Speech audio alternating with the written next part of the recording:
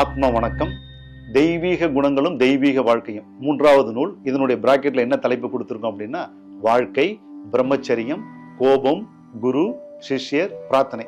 இந்த 5 தலைப்புகளையும் முழுமையாக விளக்கக்கூடிய ஒரு நூல். வாழ்க்கைன்னா என்னவாக இருக்கணும், குருன்னா யாரு, சிஷ்யர்னா யாரு, இந்த கோபத்தை தவிர்த்து எப்படி நல்ல எண்ணத்தோட வாழ முடியும், பிரார்த்தனை எப்படி பண்ணிக்கணும், பிரம்மச்சரியம்ங்கிறது ஒழுக்கம், அது எப்படி இருக்கணும் அப்படிங்கிறத ரொம்ப எளிமையாக நம்மளுடைய குழந்தைகளுக்காக எழுதப்பட்ட ஒரு நூல்.